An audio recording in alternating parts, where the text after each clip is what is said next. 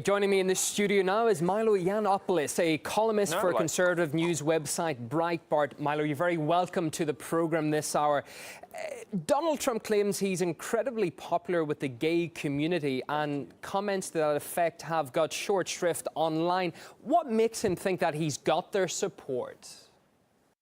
Well, you know what's interesting about Trump is the message that he has against political correctness, which has been such a cancer infecting the political left, should be a message that homosexuals are receptive to. After all, the best thing about gay culture is the dissidence, the subversion, the mischief.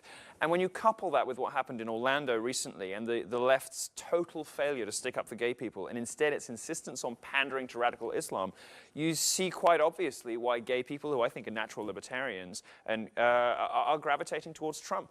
All over West Hollywood, there were these posters coming out the last couple of days, you know, shoot back, the Gadsden flag, which is this great libertarian don't tread on me icon, with the rainbow flag sort of juxtaposed behind it. I'm seeing hundreds of people emailing me and tweeting me and all the rest of it. I have a reasonably good idea of what gay people are thinking about, because I now have a sort of big enough audience that they, that I can judge how many people are feeling a particular way. I'm seeing a huge sea change, a really colossal and it should be very worrying to the left. A huge sea change among gays who are sort of voting grudgingly for Trump. They're saying, you know what, I don't like anything else the guy does, but he's the only one that's going to protect us.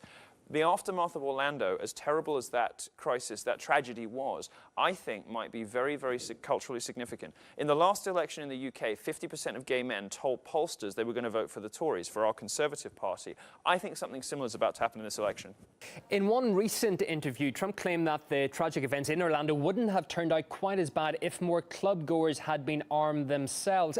Isn't it crass to suggest that a club full of armed people, getting drunk, etc., is a good idea? I know that he did pull that back a few days later, saying that it's about guards and employees having it, but the way he said it in the first place suggests that he wanted a lot of drunk people with weapons in a club.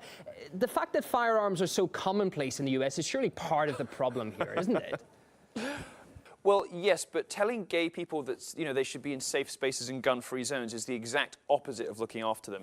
Gun-free zones are safe spaces for killers.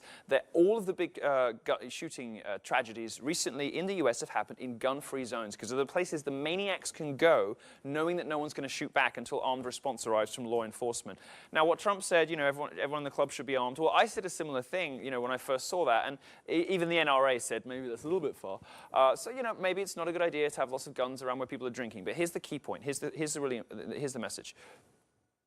Progressives are telling gays that the way to deal with this is twofold. One, to deny the connection between Islam and terrorism, to deny the connection between Islam and homophobic attacks like this. You can't do that anymore after Orlando. And two, that these expressions of peace and love from dumb celebrities are somehow going to keep people safer. They're not. What will keep people safer is being honest with them about the risks, being honest with them about the perils to gay lifestyle in America. Being gay in America has become dangerous again, not thanks to the religious right, not thanks to like cis-het white patriarchal, school shooters. It's become dangerous again because of Islam.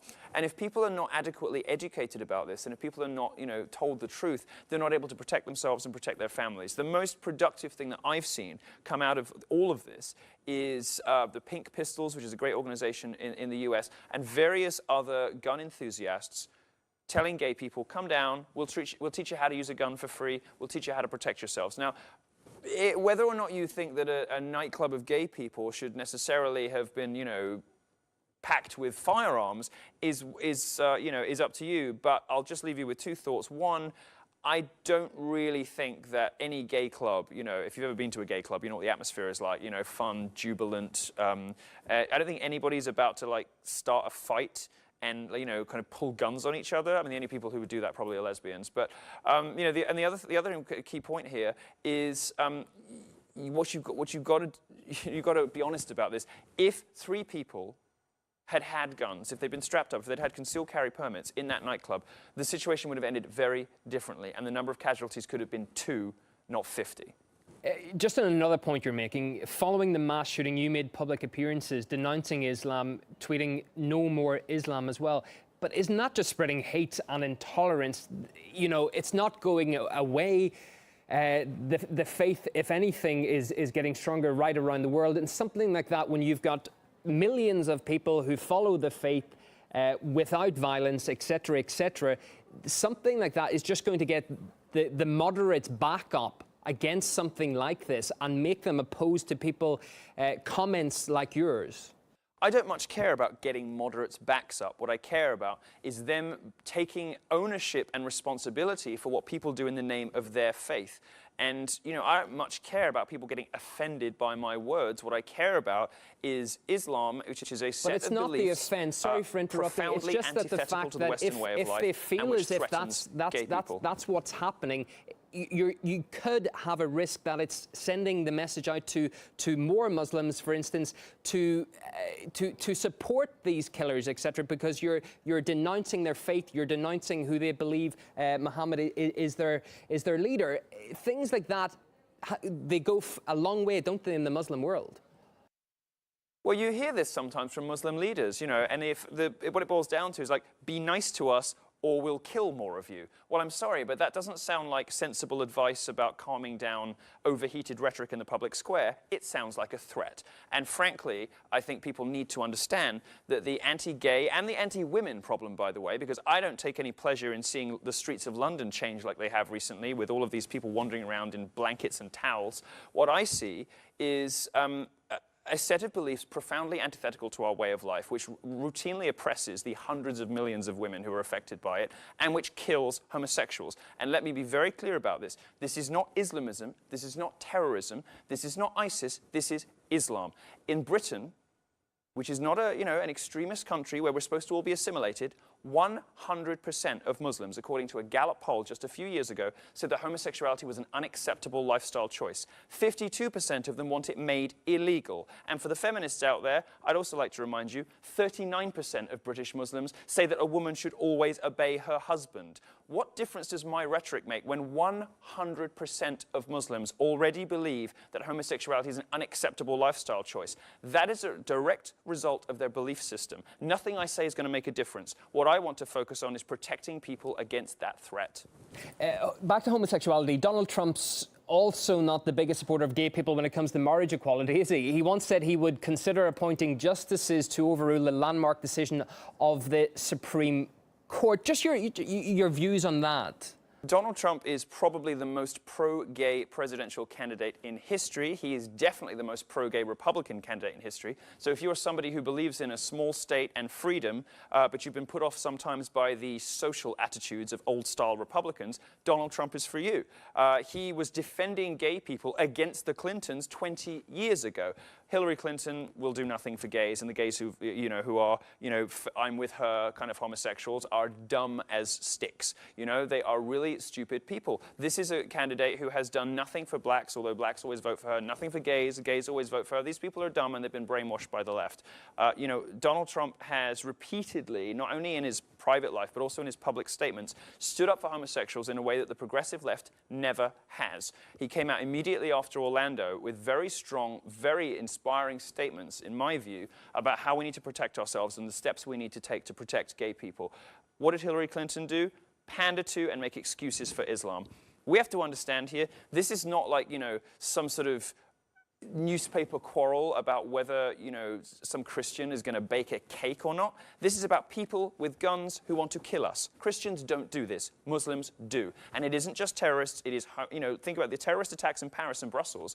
This was homegrown jihadists. This stuff is 2 streets away from you. And it is being taught in mosques that the government just allows to preach whatever the hell they want to. In Orlando, where that killer was, 3 weeks prior to the attack, a guy was hosted on the subject of how do we fix the homosexuality problem. This guy is on record as saying the compassionate thing to do is to kill all gays. This is not a terror thing, this is an Islam thing. And only the right is honest about this. Only Republicans are saying what actually needs to happen, and only Republicans are really doing what it takes to protect homosexuals, and the left is pandering to and making excuses for Islam over and over again.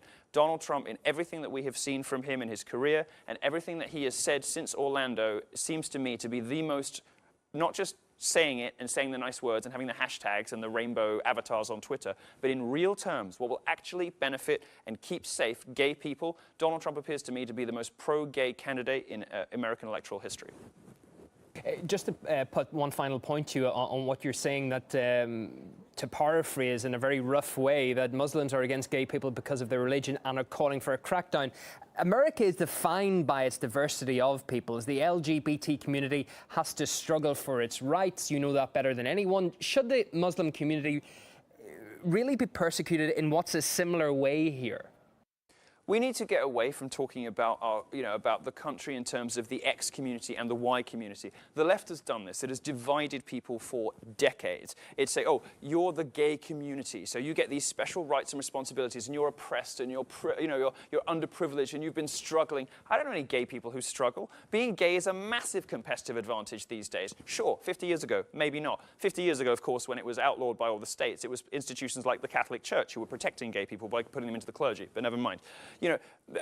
Pitting these minorities against each other is not something I did. I didn't invent this. The progressive left did. They precipitated these minority wars by setting blacks against Hispanics, gays against Muslims. Well, this is the result. This silly dream of multiculturalism driven by incompetent, idiotic, globalist politicians who think that everybody is just the same as everybody else and everybody can live nicely together. Well, your peace, love, and understanding rhetoric does not influence mullahs in Iran and does not influence hate preachers in Orlando. They're going to listen to you, laugh at you, and carry on preaching hate. Because, all these hashtags on Twitter and all of the ridiculous platitudes that are pouring out of dumb celebrities and progressive politicians right now, how many Islamic radicals, fundamentalists, how many hate preachers, how many Muslims at home do you think are listening?